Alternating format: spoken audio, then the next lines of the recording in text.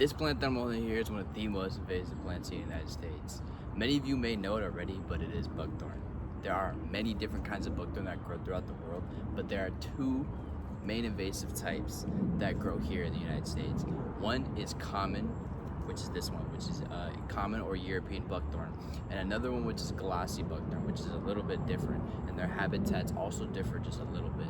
But this is a map of where each of them grow, and they both dominate their respective niches. One grows in grassy, or not like grassy, but like dry, higher upland, and another one grows in very marshy and more wet soil. This shrub to small tree will grow almost anywhere. The leaves are pointed and oval with deep curved veins, and they also have serrations on the edge.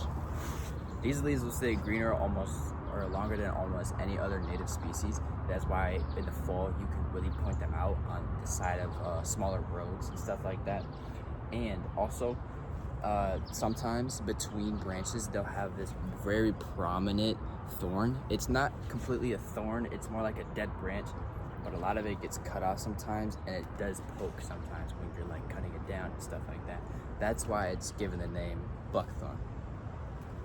These species can grow anywhere from 20 to 25 feet, and they can also live for decades, producing many berries in which birds and squirrels and other smaller animals will eat and then later disperse. And that's the main way how that this tree gets so far so fast. The berries are black and in clusters, and they are directly connected to the rest of the tree. They are also toxic to humans. The most unique feature, in my opinion, is the bark. This is a dead piece, you can't fully grasp what we're talking about, but you can see one important thing, which is the bark, outer bark. It'll have white lenticels, which are these little dots covering the entire thing, and this outer bark will also peel horizontally with respect to the tree.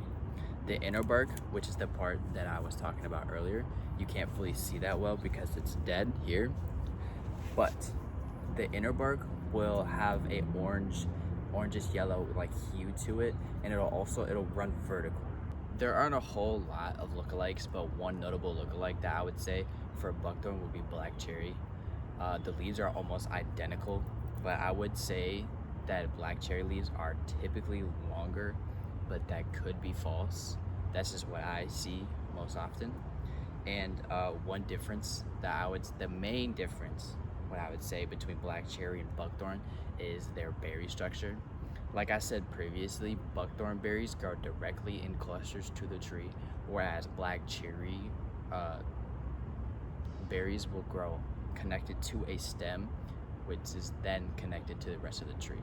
And that stem will go downwards and be connected to all the berries. The most unique feature by far is the heartwood of the buckthorn. It is a very prominent orange, as you can see in all branch, well, not all branch sizes, but most branch sizes. And if you want to know for sure if you have buckthorn, cut a decently sized branch, nothing that will kill the tree, just to make sure it is buckthorn, but cut it off and then look at the middle. You can also split it open too and see better, but you can definitely see this size of branch that it is definitely buckthorn with the orangish yellow in the middle. Another way would be within the bark, is where you could take a similarly sized branch, maybe a little bit smaller, and you could scrape the bark off.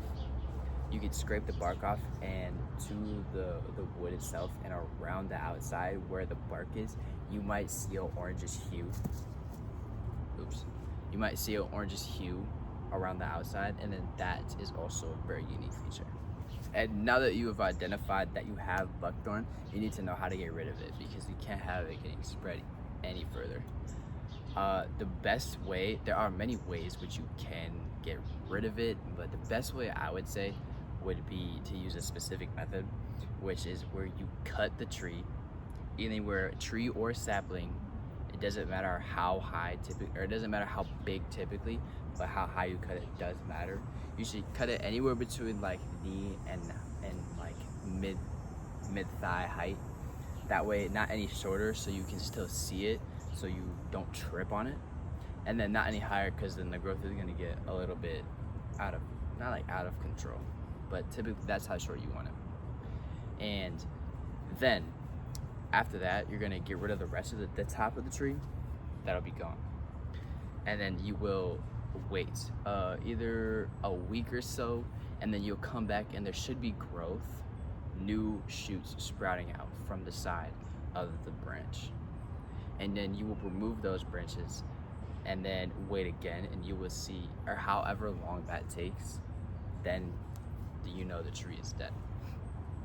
Because buckthorn is very vigorous in its growth. If you just cut it once at the base, it'll definitely sprout up again, and then there will be a completely new tree there.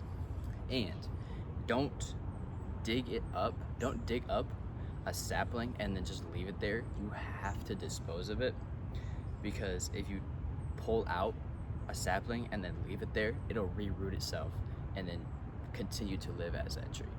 If you made it this far, I very much appreciate it. And if you could like, subscribe, and maybe comment, that would be very much appreciated.